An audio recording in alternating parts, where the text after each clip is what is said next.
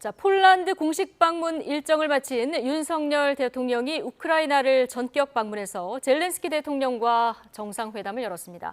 두 정상은 우크라이나에 대한 군수물자 지원 등을 확대하는 우크라이나 평화연대 이니셔티브를 추진하겠다고 밝혔는데요.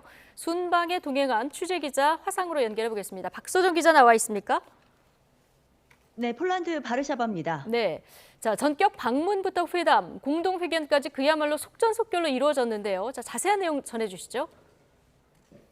네, 마린스키 궁에서 열린 공동 환영식에 이어서 윤석열 대통령과 젤렌스키 우크라이나 대통령의 정상회담, 우리 시각으로 오후 5시 20분부터 2시간가량 진행됐는데요. 이어진 공동 언론 발표에서 두 정상은 우크라이나 평화연대 이니셔티브를 발표했습니다. 한국의 안보 지원, 인도 지원, 재건 지원까지 세 가지 분야를 포함하는 개념인데요. 윤 대통령은 먼저 안보에 있어서는 방탄복과 헬멧 등 군수물자 지원을 올해 더욱더 늘리겠다고 약속했습니다. 들어보겠습니다. 지난해 방탄복 헬멧과 같은 군수 물자를 지원한 데 이어 올해도 더 큰 규모로 군수 물자를 지원해 나갈 것입니다. 그리고 인도적인 지원으로는 지난해 1억 달러에 이어 올해 1억 5천만 달러 지원을 이행하고 세계은행과 협력해 새로운 재정 지원도 하겠다 강조했습니다. 재건을 위해서는 배정해둔 1억 달러 사업 기금을 활용해 인프라 건설 등 양국 협력 사업을 신속하게 발굴하기로 했다고 전했습니다.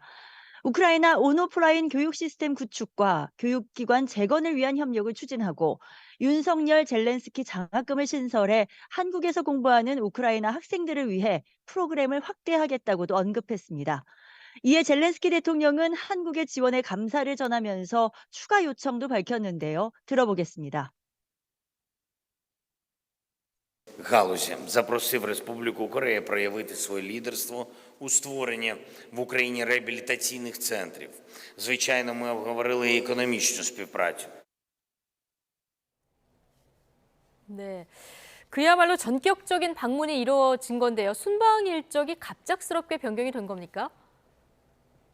네, 그렇습니다. 이곳 폴란드 현지 시각으로 오전 9시, 한국 시각으로는 오후 4시에 윤 대통령과 김건희 여사가 우크라이나를 전격 방문했다는 속보를 전해드렸는데요. 당초 이 시점은 윤 대통령이 4박 6일로 예정한 리투아니아와 폴란드 순방을 마치고 귀국할 예정이었던 시각이었습니다. 그런데 하루 전에 갑작스럽게 일정이 변경되면서 귀국이 연기됐고 보안 등급을 유지한 채 극비리에 방문이 이루어졌습니다. 안보실 관계자 등 극소수 인원만 동행했습니다. 윤 대통령은 현지 시각 15일 우크라이나를 찾아서 먼저 수도 키이우 인근의 부차 지역 학살 현장을 둘러봤습니다. 또 민간인 주거 지역으로 미사일 공격이 집중된 이르핀도 살폈습니다. 성 앤드류 성당을 찾아 전쟁 기록을 살피고 추모 공간을 찾아서는 묵념하는 모습도 공개가 됐고요.